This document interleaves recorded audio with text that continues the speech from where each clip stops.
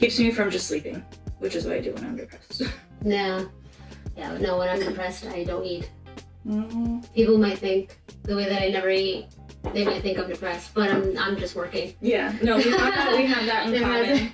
Yeah. Yeah. We're like, because we're working, our mind's kind of getting taken over by work, Like, and then we forget about our basic needs. So it's awful. it's very much like in The Sims. I end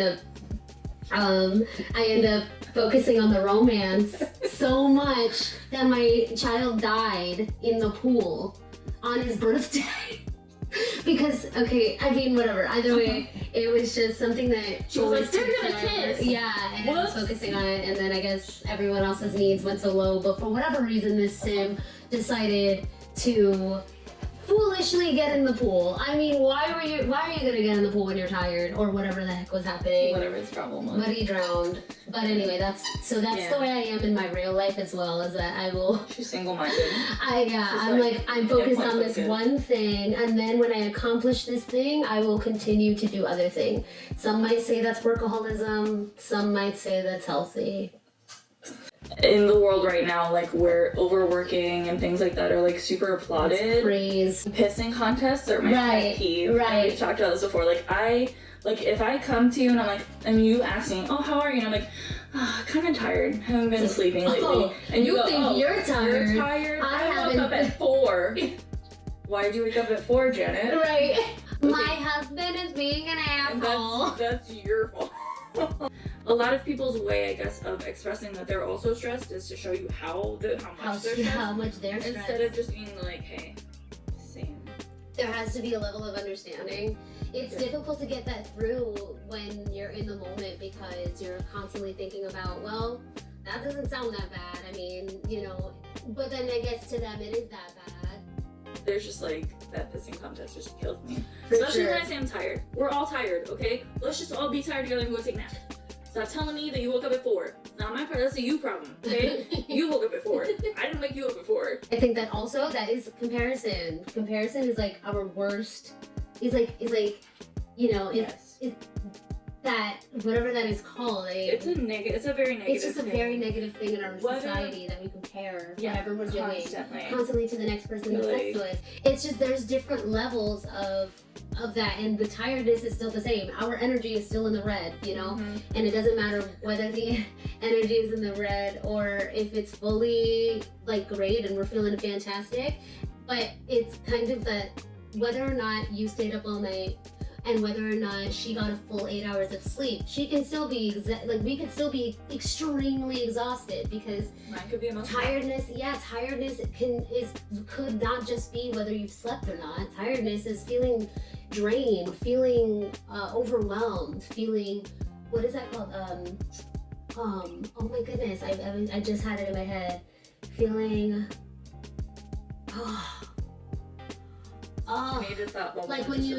like when you're constantly burnt out. Yes. So being tired, burnt out. Being tired, you can be just burnt out from all the stuff that you've been doing. For example, I've been a lot more tired throughout this entire week, and I get a full night's sleep. I go to sleep. Last night I went to sleep, I think it was 8:30 p.m. or like 9:30, one of the two, but that's still a full-time sleep, and I wanted to wake up at 5. I couldn't even wake up at 5.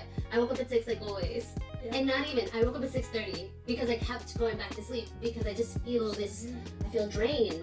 Not drained in a bad way. No, you're burnt out a lot of your energy. Right, throughout every minute. So I wake up at 6, and then I get right on the computer, which I really like that routine because I'll work for the first 2 hours I'm awake. I got this tip from like Tim Ferriss or something like that. It was Tresa, and Tresa got it from Tim Ferriss. Okay.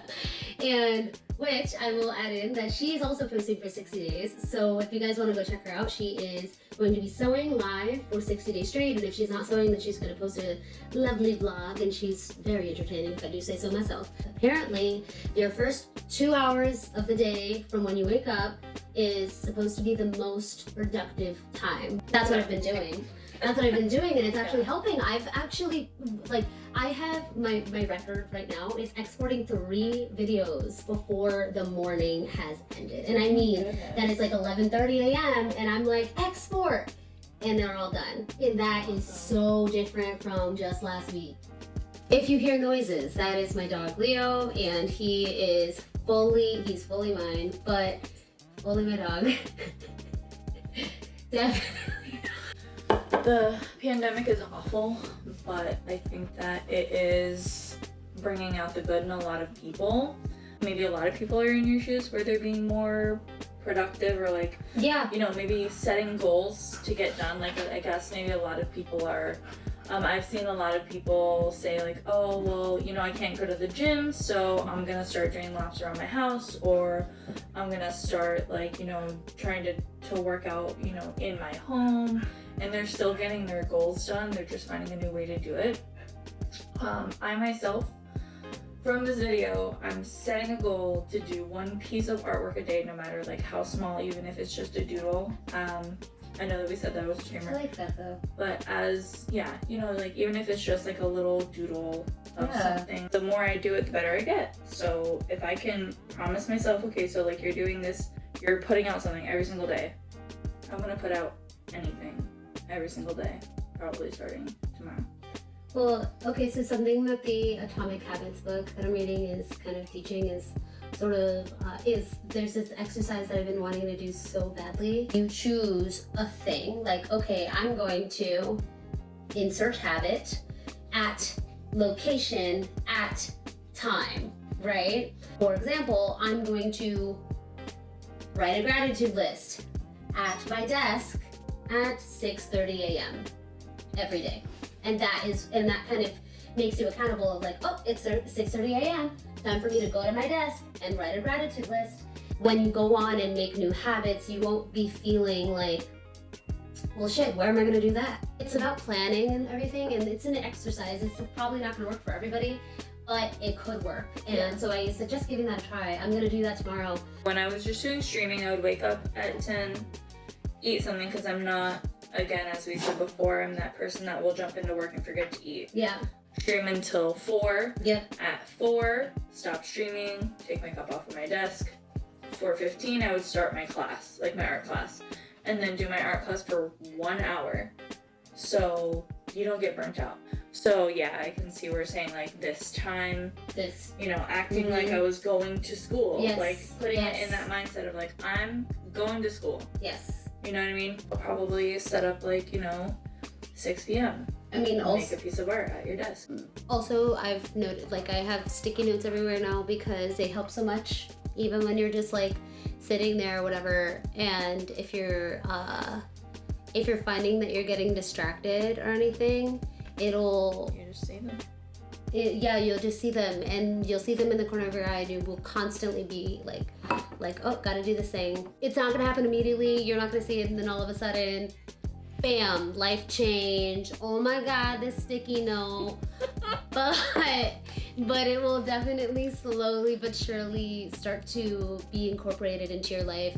That being said, we're good on that, I think. Yeah, and I think that what we really want to hear from you guys most is like, what are you doing with your quarantine time? How is it affecting you? Also, thank you, because we have Amaya Lovely as a guest on Wine and Whiskey, which is my first guest, so that's really cool.